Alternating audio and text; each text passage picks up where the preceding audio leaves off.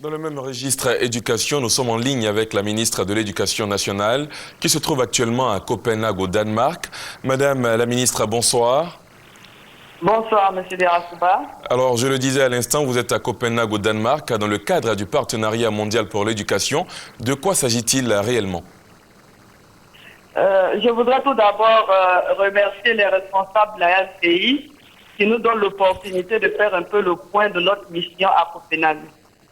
Nous sommes venus sur invitation participer à la conférence de reconstitution des fonds du partenariat mondial pour l'éducation. Il faut savoir que le partenariat mondial pour l'éducation est une institution internationale qui finance l'éducation à travers le monde, surtout dans les pays en voie de développement ou dans les pays fragiles ou les pays post-crise.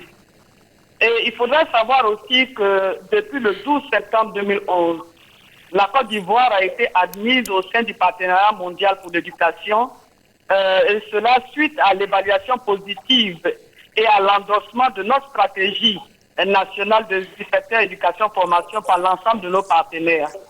Évidemment, pour participer à une telle réunion, il faut être membre. Et donc, la Côte d'Ivoire, comme je l'ai dit, a été admise depuis le 12 septembre. Et donc, ce qui nous rend aussi éligibles, évidemment, aux ressources financières de ce partenariat mondial. D'accord, Madame la ministre. Aujourd'hui a été traitée la demande de financement de 21 milliards introduite par la Côte d'Ivoire. Qu'est-ce qui en est ressorti?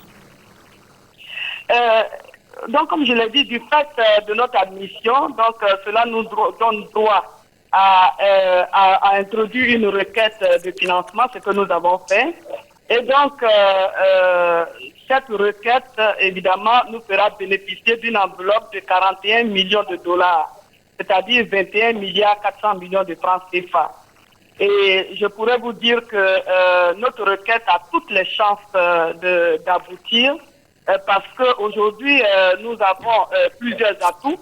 D'abord, comme je l'ai dit, nous avons eu une évaluation positive de notre stratégie en matière d'éducation-formation. Nous avons un plan d'action à moyen terme qui est jugé cohérent et c'est la première fois que la Côte d'Ivoire introduit une requête de financement puisque c'est seulement maintenant que nous sommes admis dans ce partenariat. Et puis aussi la Côte d'Ivoire est un pays post-crise et puis sans compter le fait que la Côte d'Ivoire retrouve sa crédibilité sur l'échiquier international.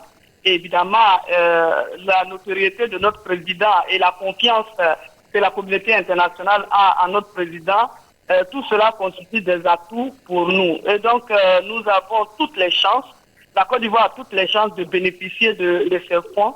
Et ces fonds qui, évidemment, vont représenter une bouffée d'oxygène et ces fonds qui nous permettront vraiment d'améliorer notre système éducatif. D'accord. Madame la ministre, on peut donc dire que l'espoir est permis.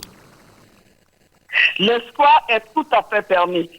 Aujourd'hui, ils ont statué sur le cas de plusieurs pays, dont la Côte d'Ivoire, mais la réponse officielle ne sera connue qu'à partir du 15 novembre.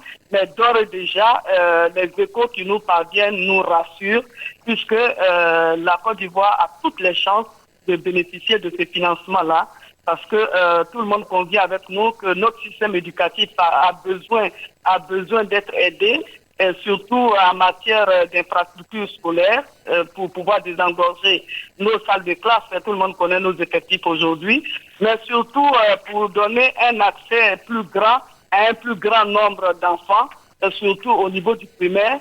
Et puis aussi, cela nous permettrait non seulement de recruter de nouveaux enseignants, mais d'assurer la formation continue des enseignants déjà en poste. Sans compter que le président de la République a décidé de la gratuité de l'école. Et donc, ces fonds aussi nous permettront les années à venir à continuer de financer la gratuité des kits et manuels scolaires. D'accord. Et puis, il y a plein d'autres choses aussi que nous pourrons faire avec ces fonds. Donc, nous sommes très heureux de savoir qu'aujourd'hui, la Côte d'Ivoire est éligible. Aujourd'hui, la Côte d'Ivoire est en passe de bénéficier de ces fonds.